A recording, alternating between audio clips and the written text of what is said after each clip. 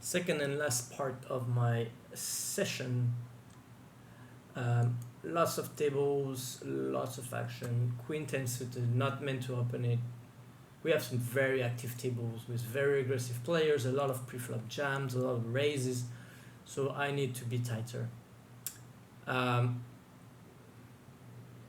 10-7, I'm gonna limp. It's anti-game. There's a lot of dead money. I really want to see the flop, and this end start to be not really good enough. Now I get raised. So the question is this guy too aggressive? If he's too aggressive, I could even re-raise, but I don't know. It's close. I guess I'm calling. I mean, 10-8 is a very easy call. So if 10-8 is a very easy call, then maybe 10-7 is close. 10-6 is a very easy fold. So that's a way you can try to figure out what hand to do. If you're like me, if you don't know perfectly the ranges, because I haven't studied these ranges like limping in small blind. It's a normal strategy in anti game, but I just don't know the ranges, so I don't know what to do when they raise me. So if I don't know what to do, I'm just thinking. Anyway, so I face multiple aggression, and the question to ask yourself is it to bluff here? The answer is fuck yes. You have every suited aces, suited kings, suited queens, suited jacks, suited connectors. You have everything. So we're just gonna call the river as well. Hopefully, it has king jack, queen nine, jack nine. There's so many bluff. It's a shame he didn't bet, because I was really looking forward to call him.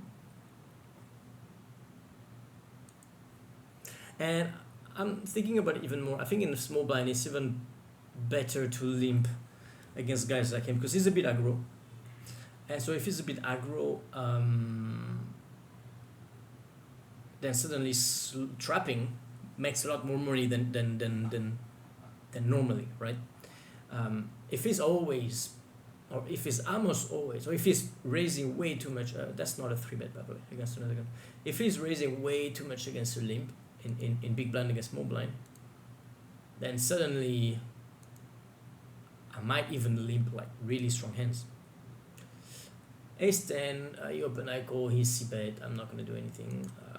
Ace 10 of spade would be a call. And here I'm going to bet mega tiny. The idea is really to make them fold and have queen 9 offsuit.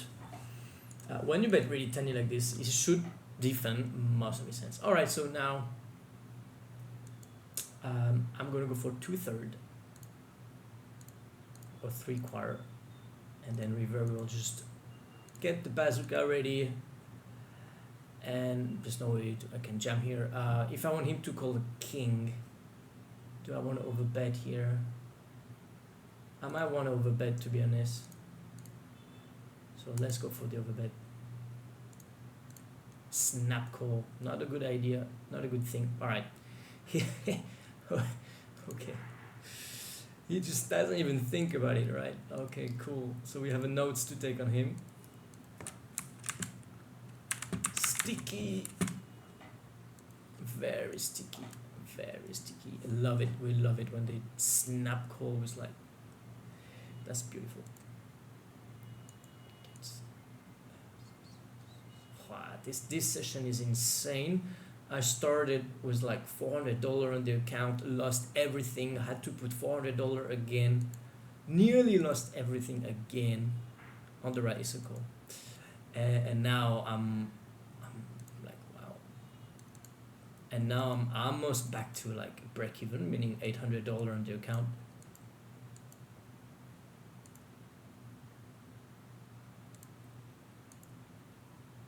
Baff, we got lucky on the right. Yeah, that was pretty lucky.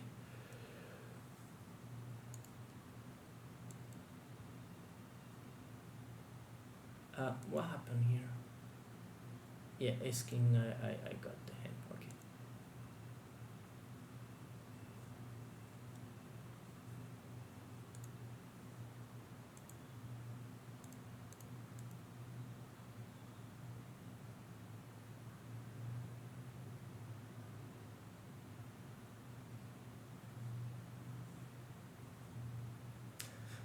On the right, we get 3-bet.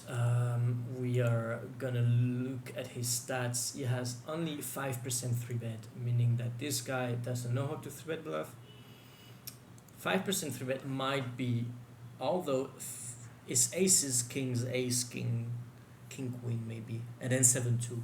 7-2 is a big part of his range, but I can't do anything anyway. I can't call and see a king or a queen, and then have to go all the way, because you can have 7-2, but you can also have ace king and ace queen, and then my top pair will just get crushed. So yeah, we're opening with king 10. We're multi-way. Nothing to do. Very easy to play. Here, if I want to bluff, what? Tell me which hands can you bluff here with? Super tough, right? If I want to bluff, I would have to bluff something like 8-9, because it's the best draw I have. 8-9, 8-9 of club, spade, and diamond. These types of hands. These are my only bluffs. Maybe 8-6, but I don't open 8-6, so I don't have 8-6. So my only bluff is 8-9. I have 4 combos of 8-9. It's only 4 combos of bluff.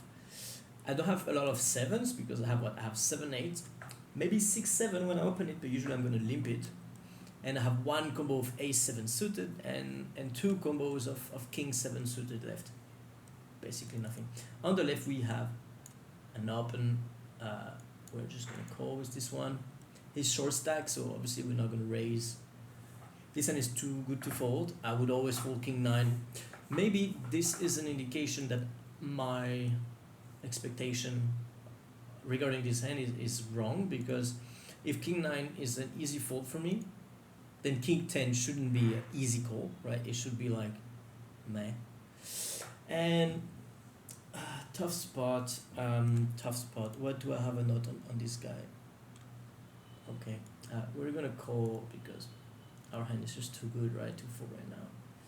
And that's not what I was looking for. I'm gonna call king jack in the middle because he's a bit short, and if I 3-bet he might jam me. And now my king 10 is an easy fold. I was hoping for like a 3 on the turn, and he check and I jam. So king jack, he opened IDV. We are in 4 ways, and he's checking, and when he's checking, he's not good enough to check aces and kings and queens. He should check them pretty often. So now I'm basically have the best hand almost always. So I'm gonna try to value. I don't want to go too big, but I don't want to go too small. I don't want to go 1/3. I think there's so many hands that can come here. Any 8-9, any 9-8, any 10-9, so many hands. Just a ridiculous amount of hands that will come here.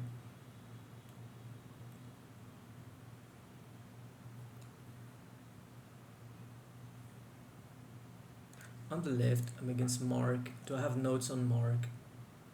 I don't have notes on Mark. So I'm just gonna play normally. I can check raise and I can bet. I don't know him. So it's more likely he's gonna be passive. I had no time to play my king jack. My ace king. My aces, sorry, I'll check and check raise. King jack, hopefully jams. He jams, beautiful. Hey, nice bluff. And aces, we're gonna go for another bet now. Basically saying I miss my draw, and I'm gonna try to force you to fold. I'm gonna try to scare you away. But it doesn't work. He stopped fold. I guess he had nothing. Kings. That's bad. That's really bad. Please check river.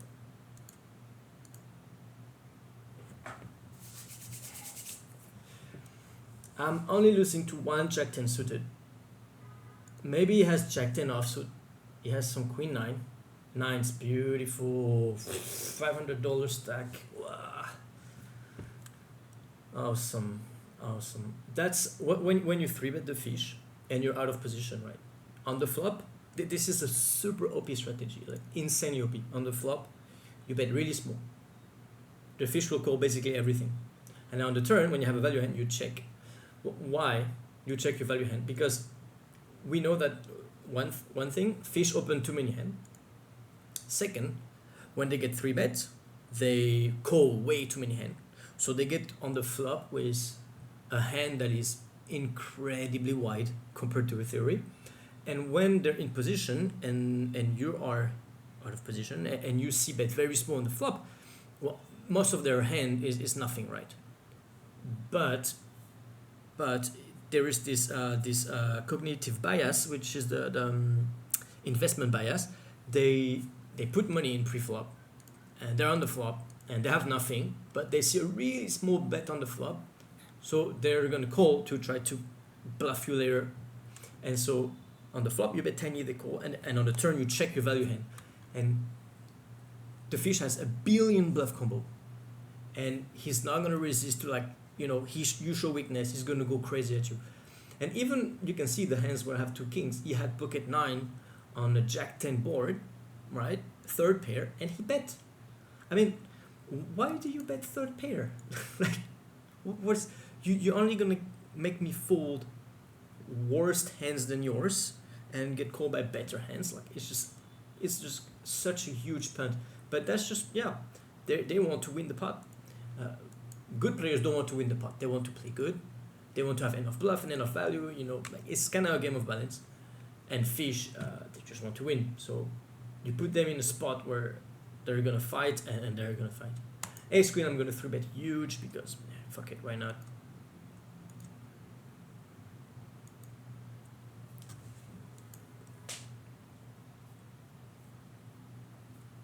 So we 3-bet huge. If we get 4-bet, we fold. We don't care. I'm not trying to be balanced and to not overfold. If he 4-bet me, he has a monster because it's a fish. A good player here would 4-bet with ace 5 suited, ace 3 suited, ace 2 suited. He will 4-bet with king jack suited, king 10 suited, queen jack suited. So many hands. A fish will just 4-bet with aces and kings and queens and ace king. So ace queen, even ace queen suited, which is meant to call. I'm just folding. I don't really care. I'm here to make money. I'm not here to defend. I'm not here to, show other people who's the boss. I'm just here to make money. So if I think that calling doesn't make money when you 4-bet me, then I don't call, and that's all. And it's pretty easy. Of course, you cannot have this mindset against pro players, because pro player will just see that, okay, all right, this guy, whenever he faces aggression, he's just running away. So guess what? We're just gonna blast at him, and he's just gonna fold almost every time, and we're gonna make tons of money bluffing him.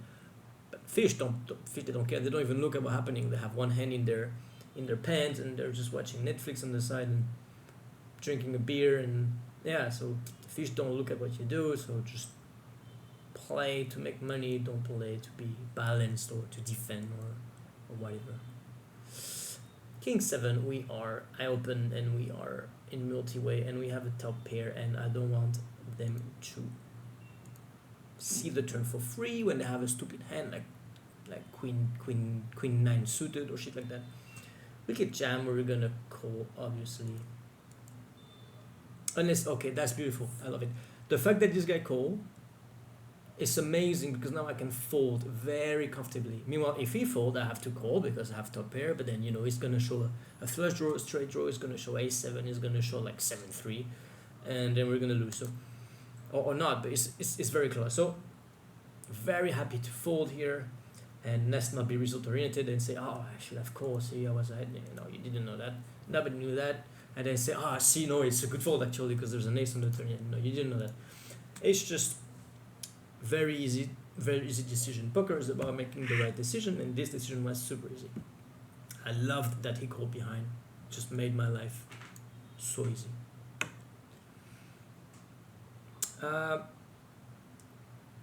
He bet flop in multi-way, he bet turn. He has a strong range, he does have a lot of bluff here. On this board, yeah, we're just gonna be, this is a bit sad if he's jamming. I'm gonna have to call because he has no money behind, but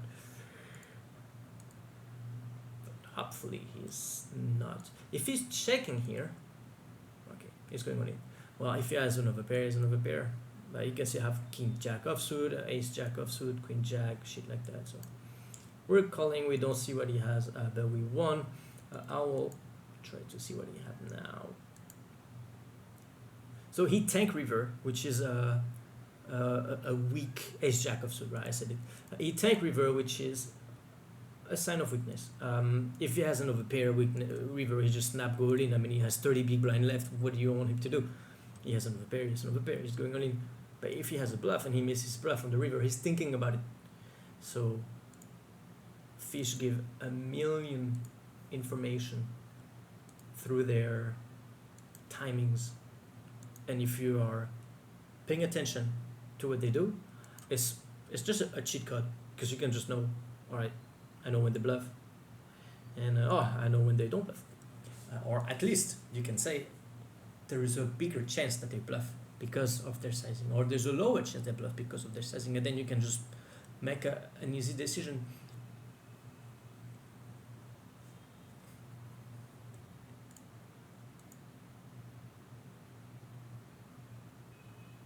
Alright, so this will be a fold. He pots in multi-way, easy fold. What is his range? It's a very good queen. It's not a flush draw. I mean, it's really rarely a flush draw. Flush draw rarely go pot here. It's more like I have a set, I have two pair, but there's not a lot of two pair. I mean, does it call queen two and queen four suited pre-flop? I don't think so. It's like fours and twos and very good queens. So yeah, very easy fold. Sometime a draw, but once again, draws will rarely. I wanted to limp my a7 on the left. Anyway, draws are rarely gonna pot, and they're even more rarely gonna snap pot. He snap pot, and snap pot is just, yeah. I believe you. If you snap pot, I believe you, mate.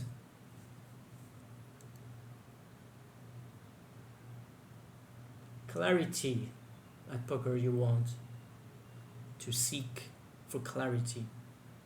You don't want to focus on trying to win your hands, you want clarity. Because when you have clarity, you know when your opponent is strong, so you can run away, and you know when your opponent is weak, and you can attack.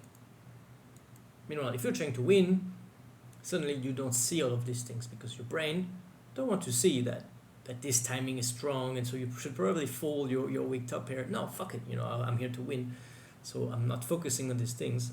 My brain might even gonna on purpose not look at these things.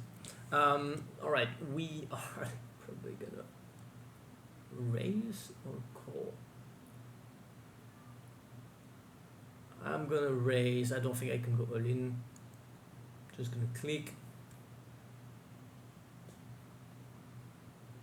I don't have any bluff when I do this, obviously. I have a note on him saying that he 4-bet bluff. All right, that was a bluff. Love it. Love it that he folded. That was not a nice board. We're now result oriented. If he jams, I fold, because I don't think, even a guy who 4-bet bluff, I don't think he can 5-bet bluff. I mean, ace king is a 5-bet bluff, and I'm blocking ace king. And I'm planning to make money. If he 5-bet me and I have ace king, do I make money? I'm not sure. I should always bet on this board, right? Oh my god, you're so bad. You should always range bet. That's a range bet board. Yeah, but when I'm checking, the fish will just drastically over bluff here. So when I have a hand that doesn't have 3 streets of value, then checking makes more money than betting. Because when I bet, I don't think it's going to overcall, but when I check, it is going to overbluff. So checking makes more money than betting. Thanks for the money, buddy. And that's not a raise.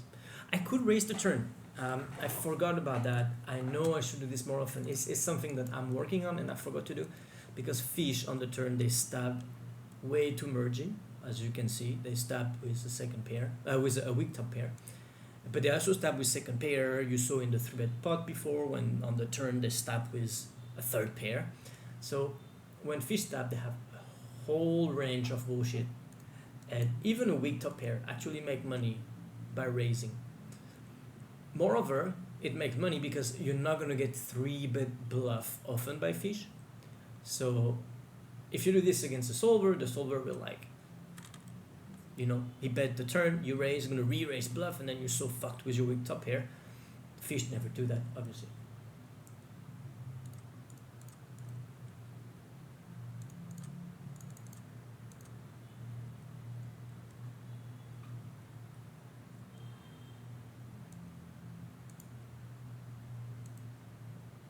Still can't believe I managed to have a $500 stack playing in the 100. I mean, yeah, I mean it's anti-game, so I guess it's not really 500 BB, but it's $500, and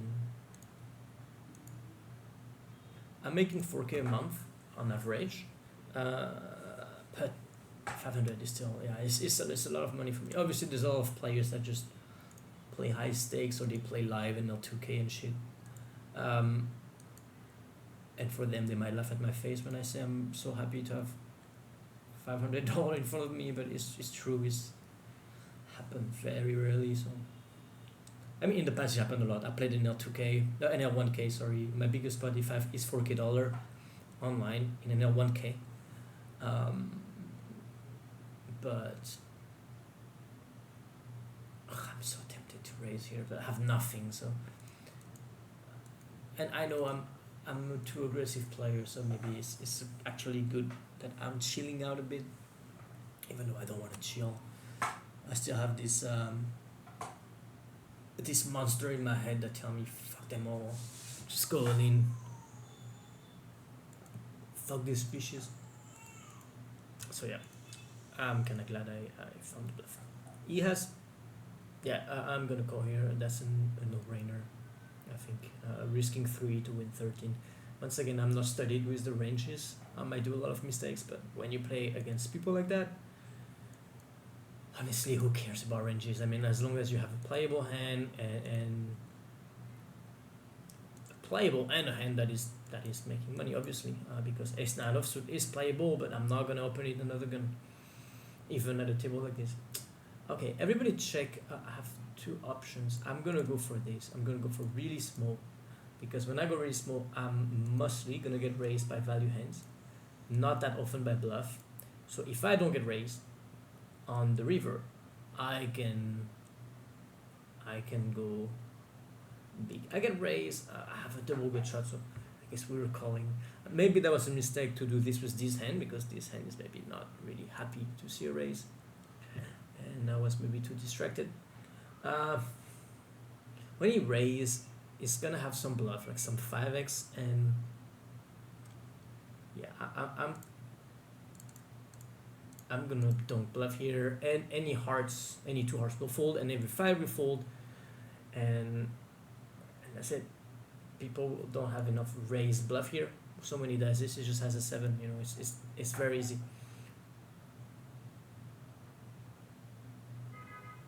So yeah, it's you have to donk here, but donk small, like the 5th pot. Maybe I should have go smaller. Would have been better probably. But that's alright. That's alright. Alright, 23-minute video is pretty long. So I'm gonna wish you luck at the tables, and bye.